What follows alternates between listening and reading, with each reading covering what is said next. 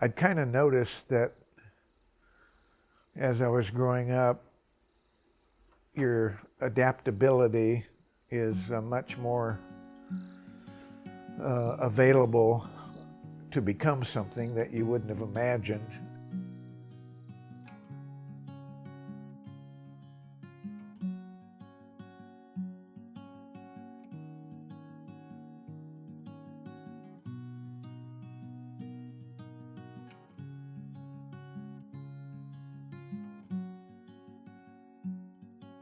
I just sort of went with the flow. I had this idea of doing this lighting that was very unusual and one of a kind, and sold that stuff word of mouth, and all that started at the same time I graduated from college and started teaching.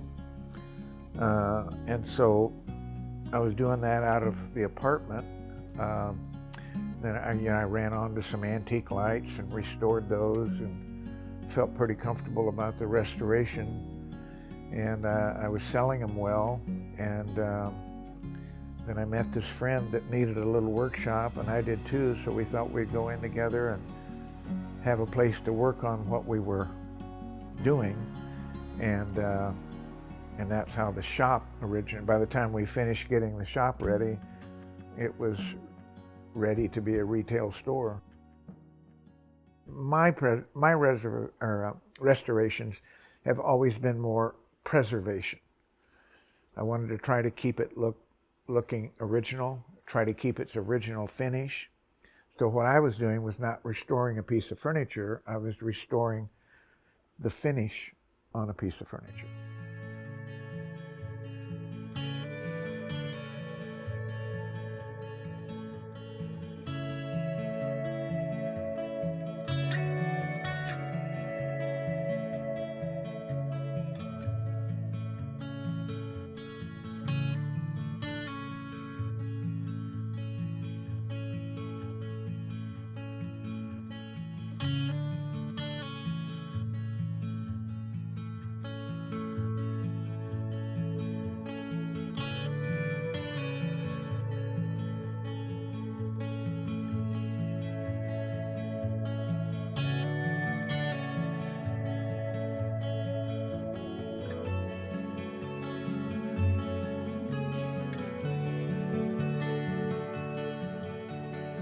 I think a real good time in my teaching career. I think I reached a lot of souls and did a lot of good for young children.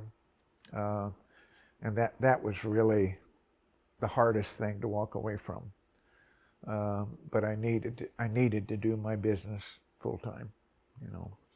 And I'm glad I did. I loved them both, you know. Yeah.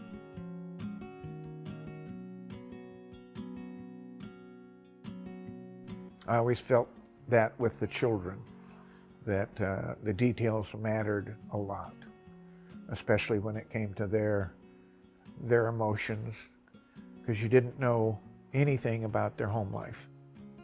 And so you never knew if it was a happy day or a sad day.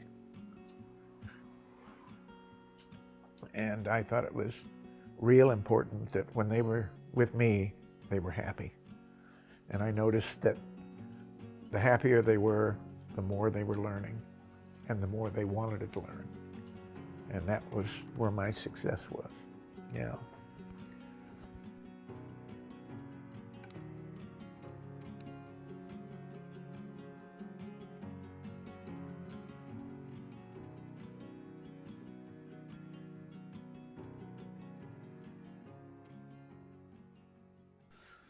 You know, there's an old saying, roadblocks are simply detours.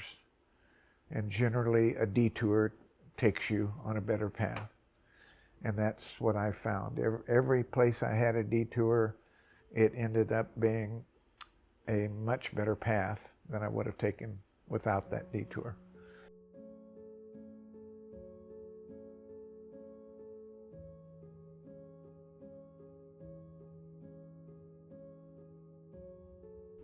I developed an avenue that only I could do. I didn't have time to train anyone else or teach anyone else my techniques, so it was all up to me.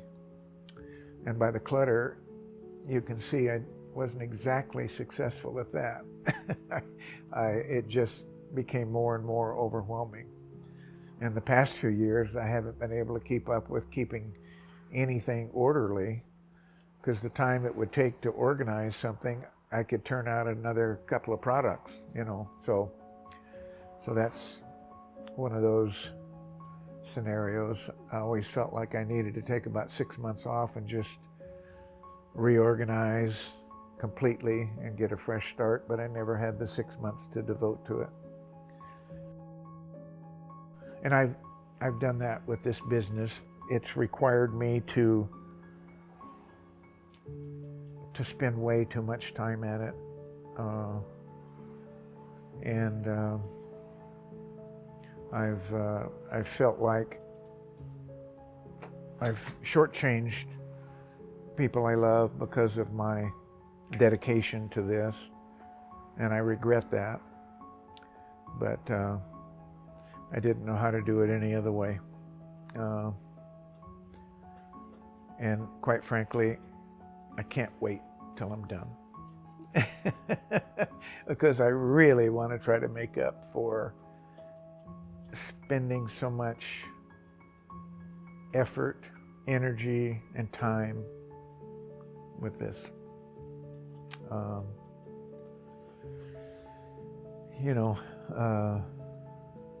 But I did. So, and I benefited from it, but then I lost because of it,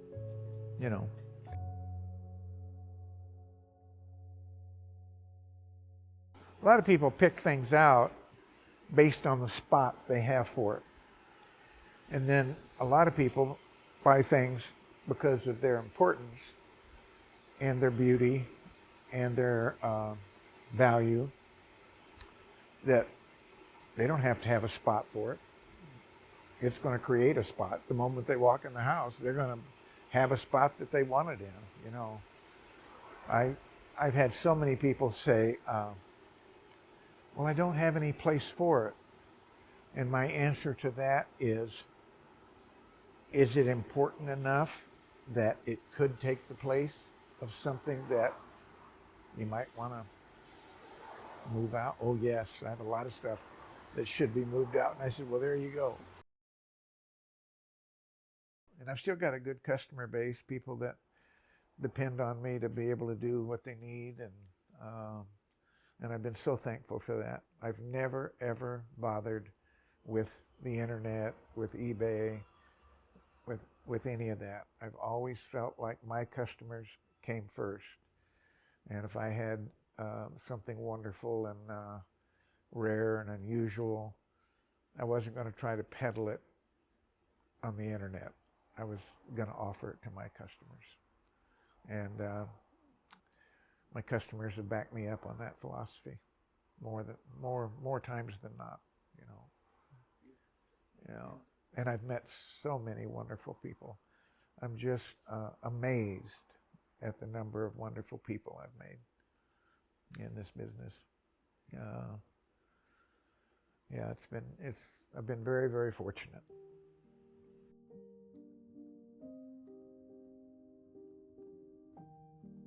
How do you think you've grown? Oh gosh, you learn so much about people, and you have to be extremely, extremely tolerant. That's one of the things that I've noticed in life, is the lack of tolerance that people have. And Lord mercy, we need a lot of tolerance for each other. It just behooves us to be able to immediately be able to walk in their shoes and understand their plight. And I'll tell you, everybody is fighting a battle of some sort, but you've just got to be empathetic, understanding, be a friend. Sometimes it's all about just being a friend, even to someone you've not met before. And I'll tell you, every major health incident that's ever come up, people that I didn't even know showed up to pray for me, just out of the blue. So you can't overlook that. That's very, very important.